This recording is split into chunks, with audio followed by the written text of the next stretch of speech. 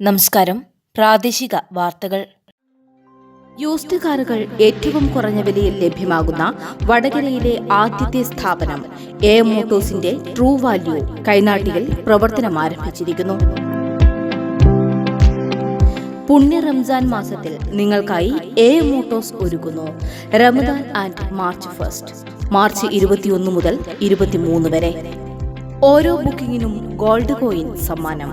കൂടാതെ ബൈക്കിൽ നിന്നും കാറിലേക്ക് മാറുമ്പോൾ 10,000 രൂപയുടെ എക്സ്ചേഞ്ച് ബോണസ് ലഭ്യമാകും. AM Motors, Kainatty junction, Vadakara.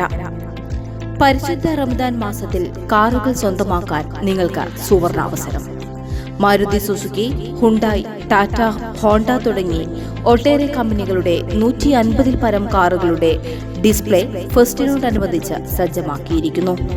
ഇന്നു മുതൽ ഈ സാമ്പത്തിക വർഷത്തിലെ ഏറ്റവും കുറഞ്ഞ വിലയിൽ യൂസ്ഡ് കാറുകൾ നിങ്ങൾക്ക് സ്വന്തമാക്കാം. എത്രയും വേഗം സന്ദർശിക്കുക A Motors true value shop, Kainatty junction, Vadakara. Phone 9946 999 825.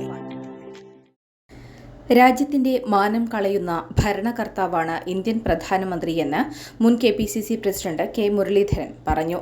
ചല്ലിവയലിൽ ward 16 Congress കമ്മിറ്റിയുടെ മഹാത്മാഗാന്ധി കുടുംബസംഗമം ഉദ്ഘാടനം ചെയ്ത് സംസാരിക്കുകയായിരുന്നു അദ്ദേഹം.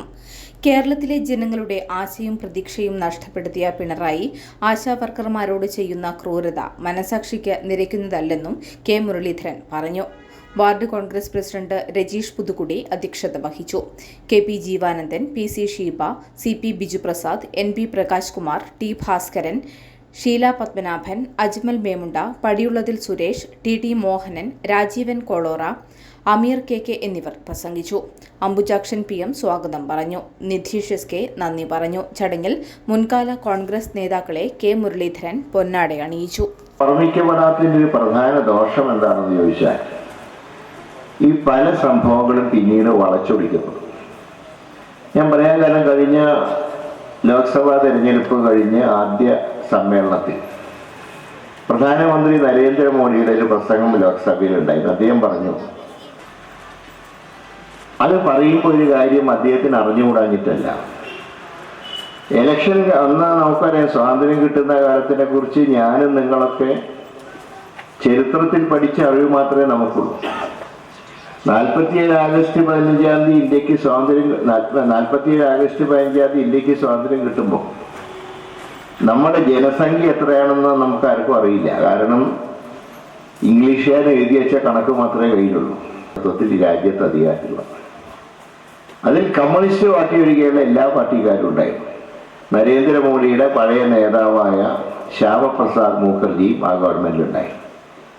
കമ്മ്യൂണിസ്റ്റുകാർ മന്ത്രിസഭയിൽ വരാത്തതിന്റെ കാരണം മറ്റൊന്നുമില്ല. നമ്മിപ്പം നിങ്ങളോട് ഞാൻ പറഞ്ഞു തരേണ്ട ആവശ്യമില്ല, അവർക്ക് എന്നും വൈകിയേ ബുദ്ധി ഉദിക്കാറുള്ളൂ. ഇന്ത്യക്ക് സ്വാതന്ത്ര്യം കിട്ടിയപ്പോൾ അവർ ആ സ്വാതന്ത്ര്യത്തിന് ആദ്യം അംഗീകരിച്ചില്ല. അപ്പൊ തന്നെ ഞാൻ പറഞ്ഞാൽ 78 കൊല്ലാകുകയാണ് നമ്മുടെ സ്വാതന്ത്ര്യം ഈ ആഗസ്റ്റ് 15-ാം തീയതി.